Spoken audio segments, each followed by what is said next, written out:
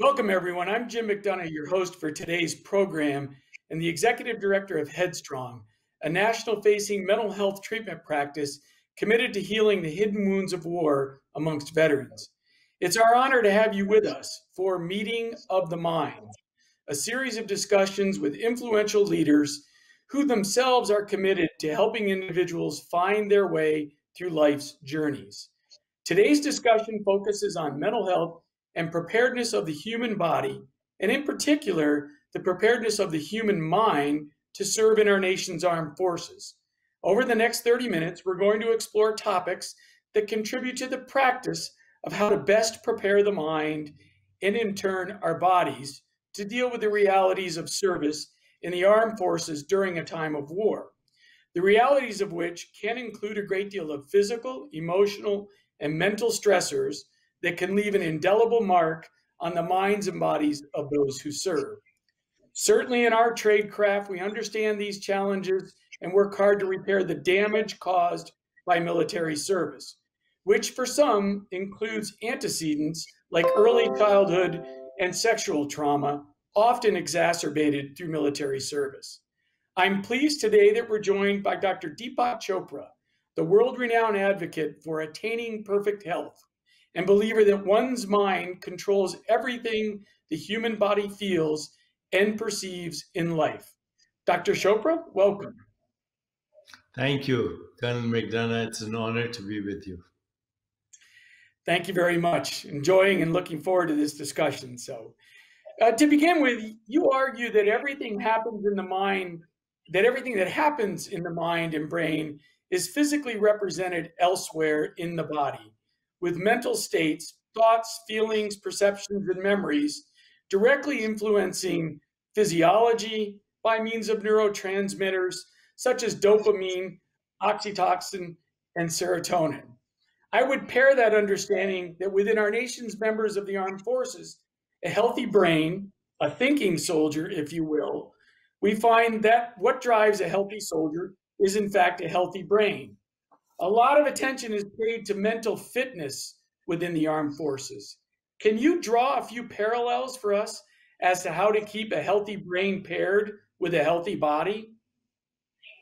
Okay, first of all, Jim, let's be very clear on our terms. The body is what we call a physical entity, but we know the body as a perceptual activity. If you didn't have perceptual activity, you wouldn't know that you have a body. The body, moreover, is not a noun, it's a verb. It's constantly changing. You started this experience of life as a fertilized ovum, and you'll end with death. In between, the body will be changing all the time. So it's a verb, it's not a noun. The mind is defined as the flow of information and energy. That's how we define mind. Mind is embodied and relational. You can't have a mind without relationship. So with relationship, the flow of energy and information that occurs in the ecosystem of bodies, that's what the mind is. And mind and body are two entities that are inseparable in a deeper domain that's called consciousness or spirit or awareness. Let's use awareness. Awareness knows itself as the mind when it is having thoughts and emotions. Awareness knows itself as the body when it's having perceptions. And the two are exactly the same entity, just like mass and energy are the same entity, or space and time are the same entity, or wave and particle are the same entity. Whatever happens in the mind is recorded in the brain, but also in all the cells of the body. Whatever happens in the body is recorded in the brain, but also in the mind, which is, the mind is not a physical entity. And everything is happening in what we call awareness. So self-awareness is the highest intelligence for mental, physical, and social well-being. Self-awareness. Now, self-awareness includes awareness of the body, as in mindfulness practices, awareness of what's happening inside the body, as in some yogic practices, awareness of the breath, awareness of mental space, and then awareness of the web of relationship, and finally, awareness of that which is perceiving everything. This is the highest intelligence, And if we can harness this intelligence collectively, then we can hope not only for relief and cure of post traumatic stress disorders of all kinds, but actually the enjoyment of peace and love and compassion and equanimity and joy and healing. And this is the call of the moment. Yeah, it's interesting, and I appreciate you walking us through the definitions for a moment, because I've certainly found this to be true in my own life. That as I've walked through life, I've become more self-aware, and as you begin this renewed journey towards health, well-being, love, and emotion, I have found myself returning to understanding the awareness that my brain is telling me that what I'm witnessing, and I certainly have witnessed it in my own physical body. That when you feel poorly about your surroundings and your mind is trapped in certain things, your body tends to feel the same way. And it took me a long time myself to kind of achieve a level of self awareness where, as you say, I think one feeds the other quite nicely, and how you remain self-aware at all times around a healthy brain, I've found does contribute to just health and well-being in general. But it took me a long time to get here. Is that also your observation of many? Is that it takes us a while, and only through life experiences do we gain this insight? Yes, except for a few spiritual geniuses. For most of us, it takes a crisis, and the crisis could be anything. It could be a grief experience, it could be sickness, it could be war, it could be violence, it could be something that goes back a long time. It's very interesting that you mentioned the neuropeptides, the molecules of emotion, oxytocin, dopamine, opiates, serotonin. What we're learning right now, which is very important, by the way, as we embark on this journey of healing, is more than 80 to approximately 90% of these molecules of emotion are not produced in the brain, they're produced in the gut. So your brain is not the only source or experience of mind. Your whole body is a mind. The whole body is a mind. The brain just happens to speak in English with an Indian accent usually, but otherwise the mind is in all the cells of the body. And gut health has becoming very important in mental health. So now we know that dysbiosis or inflammation of the gut genome can cause depression.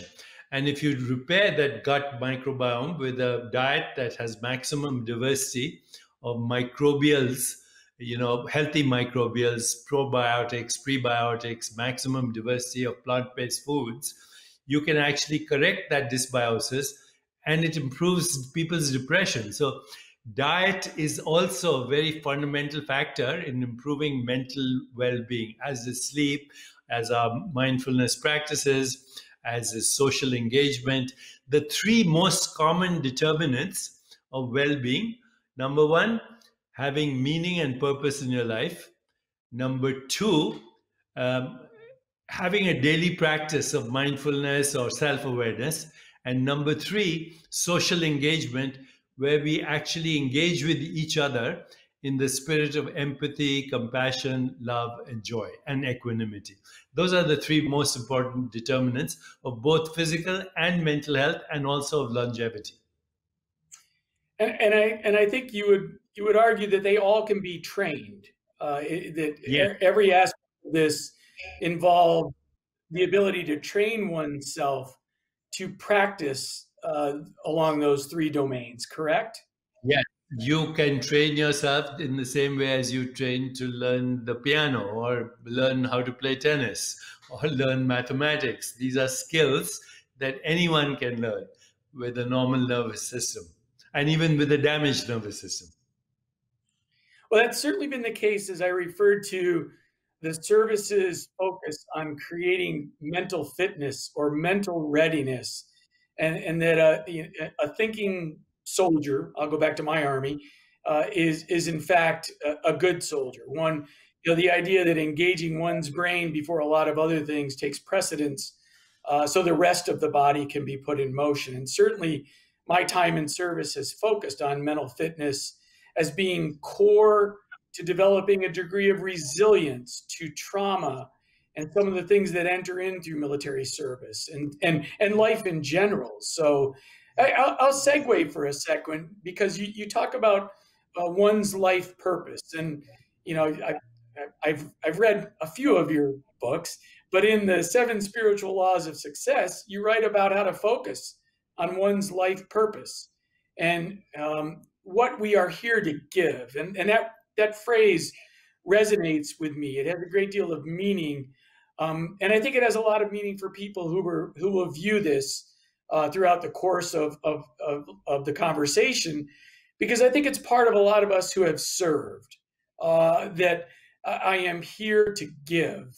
And I think we'd all say, that we give of ourselves to others as selfless servants in the armed forces. I, for one, try to live by the second law, the law of giving and receiving daily.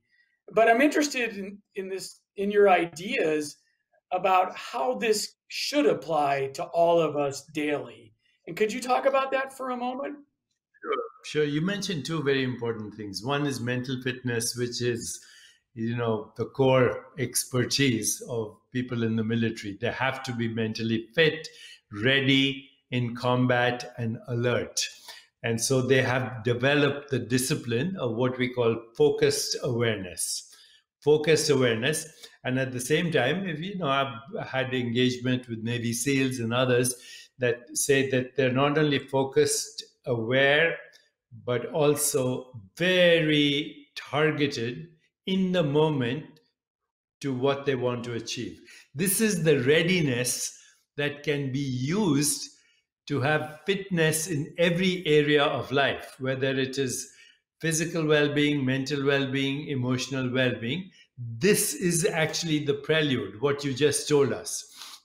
Mental fitness as applied now to daily routine, as applied to restful sleep, as applied to managing stress in the moment, as applied to relationships in the moment, as applied to creativity and insight and intuition and imagination in the moment.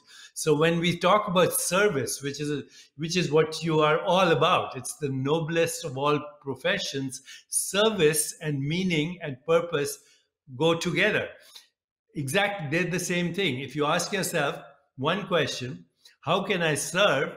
And you just sit quietly listening to what your internal dialogue is saying. If you ask yourself, how can I serve?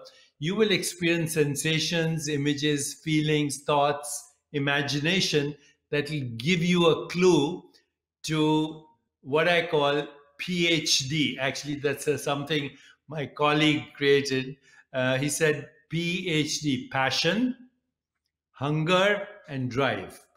What is your passion? What is your hunger for? What are you hungry for? What is your drive? If you had all the money in the world, all the time in the world, how would you express your unique talents, your unique skills, and who would benefit? That's how you find meaning and purpose. Once you find meaning and purpose, then you create context, relationships around the meaning or purpose. And meaning, context, relationships lead to a story, and that is what we call life. Life is a story built around meaning, context, purpose. So you have to ask yourself, if it helps, you create a soul profile for yourself to find your purpose. You ask, what's my purpose? What's my contribution? What are my peak experiences? Who are my heroes and heroines in history, mythology, religion? What are the qualities I look in a comrade? This is part of your training. What are the best qualities in your comrades? What do you give them? What do you receive from them? If you ask these questions, you build what is called a soul profile, which reflects your innermost values that you then put into service. And if you do that, you're going to not only enjoy good mental health, you're going to be physically fit as well, and you're going to enjoy longevity. Now we know that all this affects things like inflammation in the body. So today, all the research shows that only 5% of disease-related gene mutations are fully penetrant, which means they guarantee the disease. 95% of all disease, chronic disease, is directly or indirectly linked to stress, anxiety, depression, or inflammation in the body. And we can all address this in a very practical way by addressing the meaning, context, purpose, relevance of our service to humanity and to each other.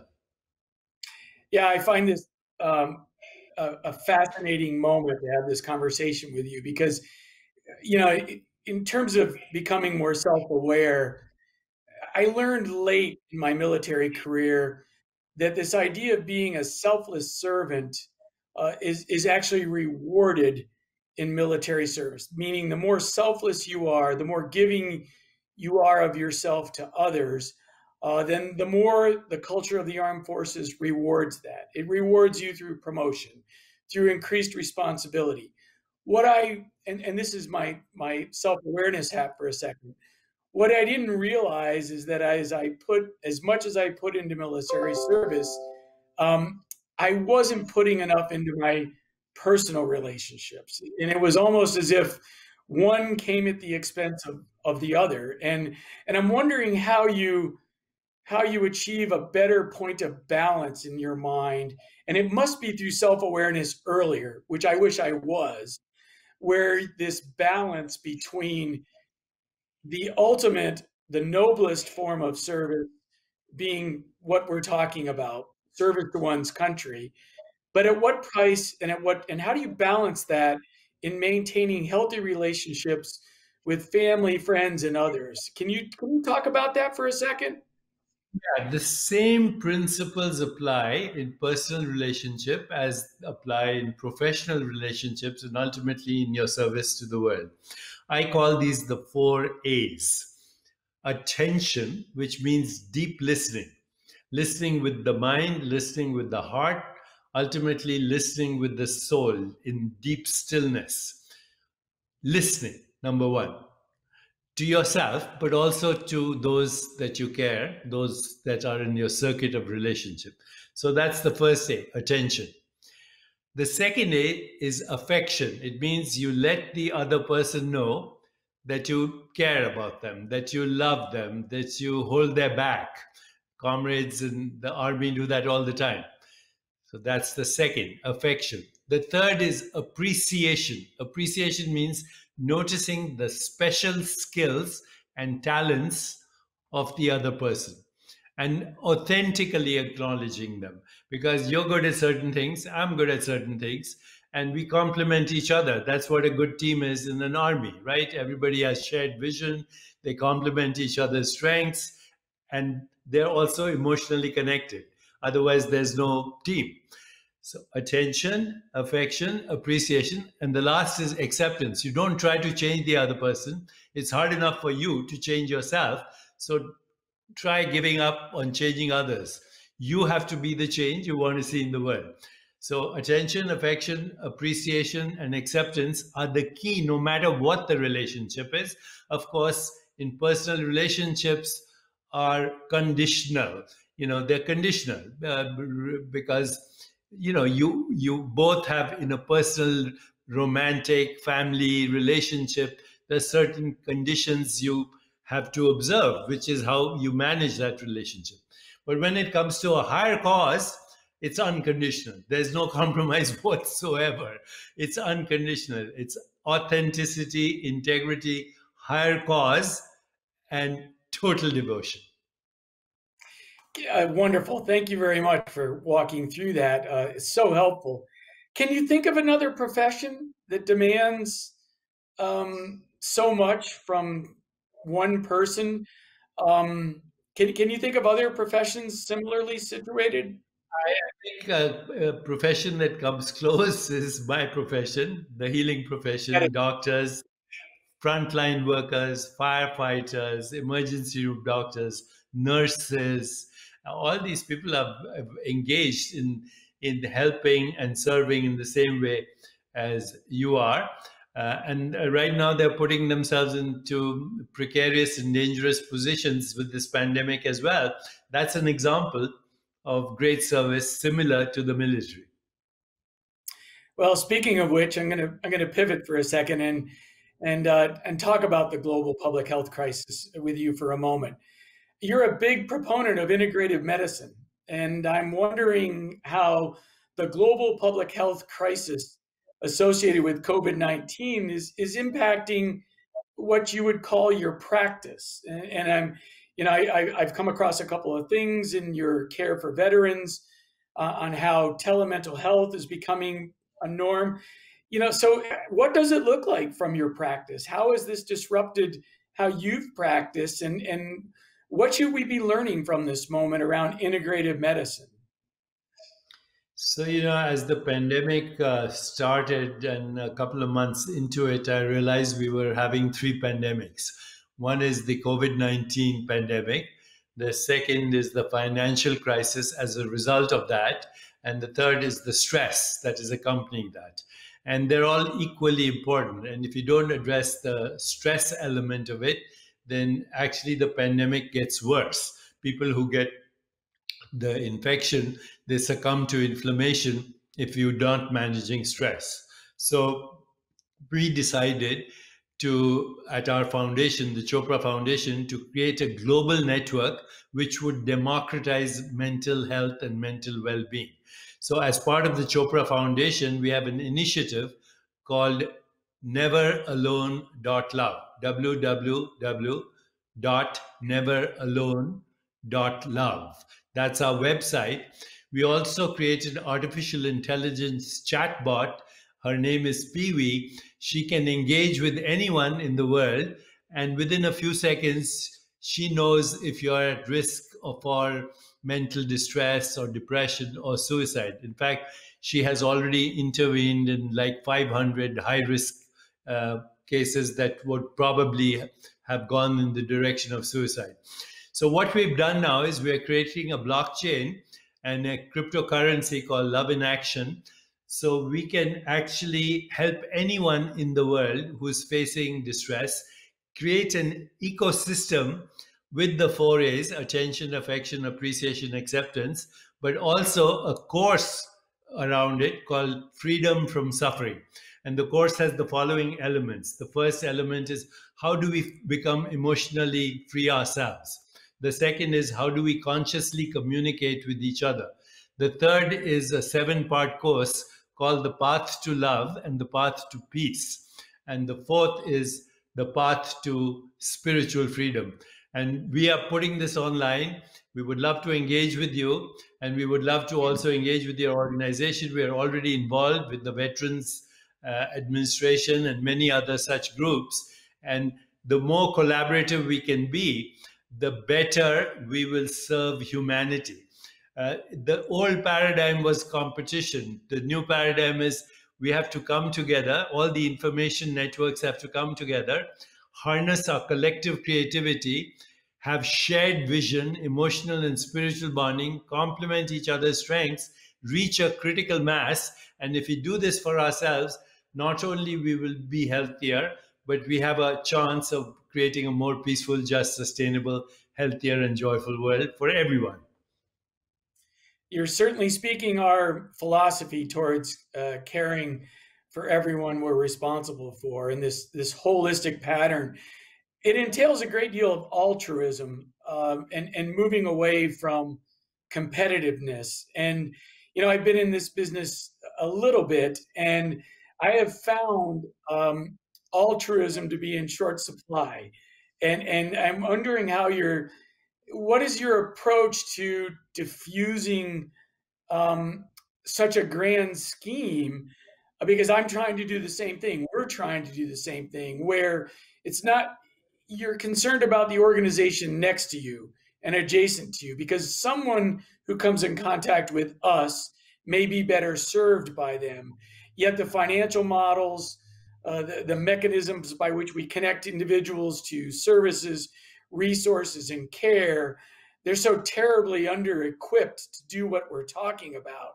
So this is a huge change management kind of way of thinking. And I know we happen to agree with you.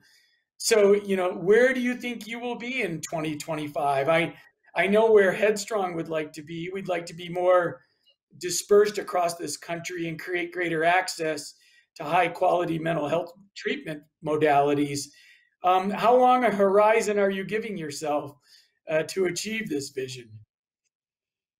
I say we should be focused now. Of course, have SMART goals. SMART is an acronym. SMART says stretch more than you can reach, measure everything, make sure your team agrees with you, and record your progress and set a time limit. So 2025 is great. But what we're trying to do is, because altruism is such a complex idea that people are scared of it, what we do is understand altruism and its relevance in what we call the social science of happiness. So today, social scientists are talking about what they call happiness formula. And the happiness formula says there are three components to happiness. One is the set point in your brain. Set point in your brain. Are you seeing an opportunity or are you seeing a crisis? People who are happy see opportunities. People who are unhappy see problems. The second part of the set point is financial resources.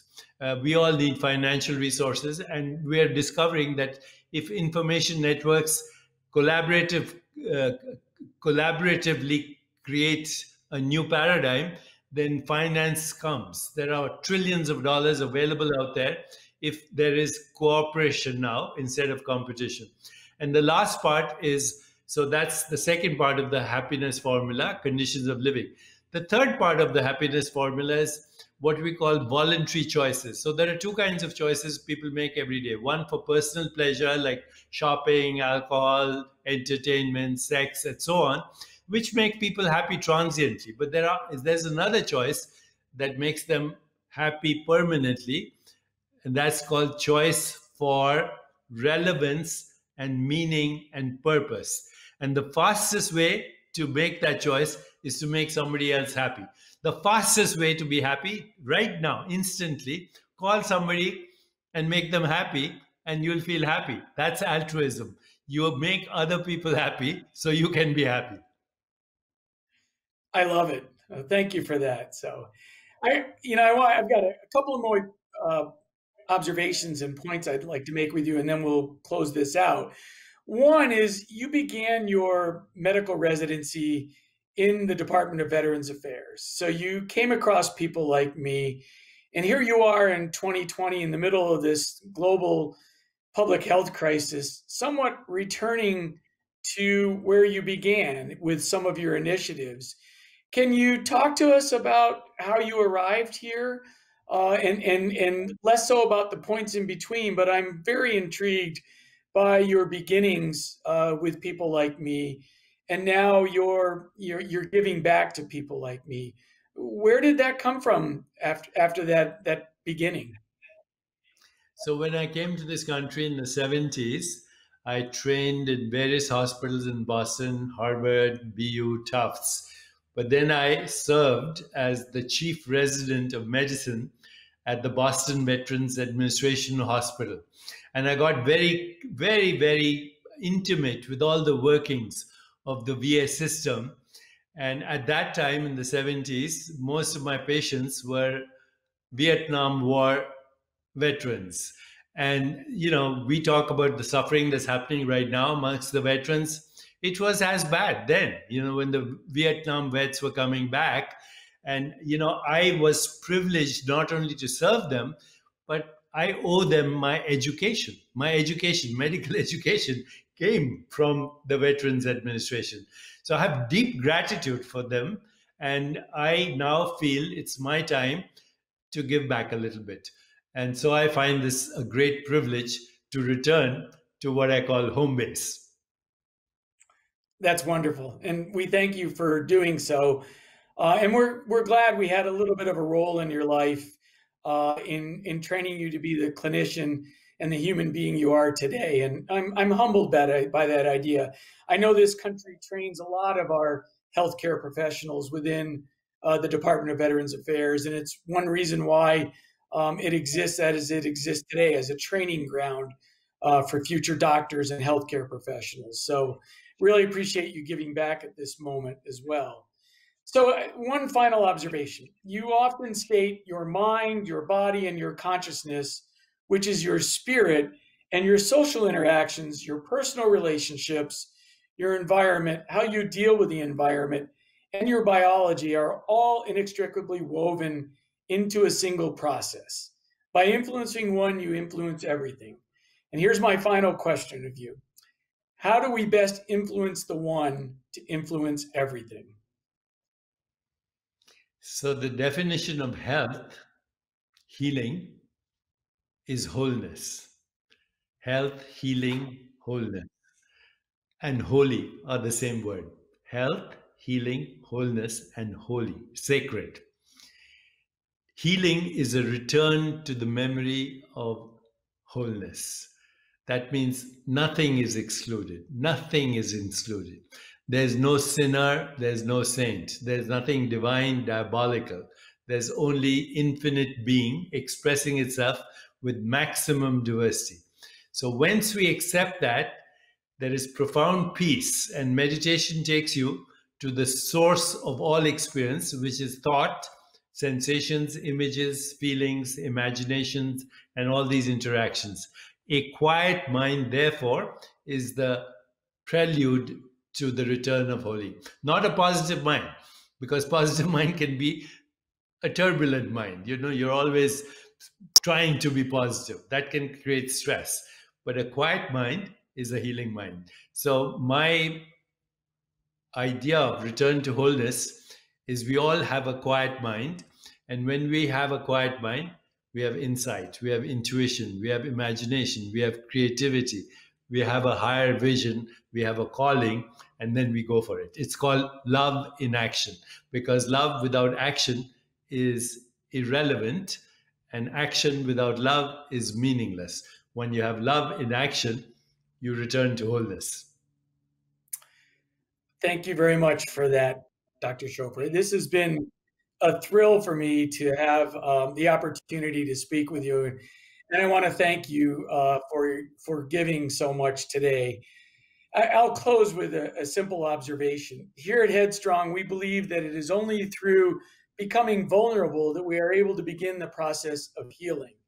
We also recognize that engaging leaders like you is integral to refining and growing our own processes and work in this realm. I thank you for your openness and your generosity. We very much appreciate your participation in our Meeting of the Minds series, and we look forward to working with you and wish you all the best. And I'll save the last word for you. Well, it'll be a privilege to work with you, an honor, and I'm humbled that we have this conversation, that we can work together. Thank you, Jim. Thank you, Dr. Chopra.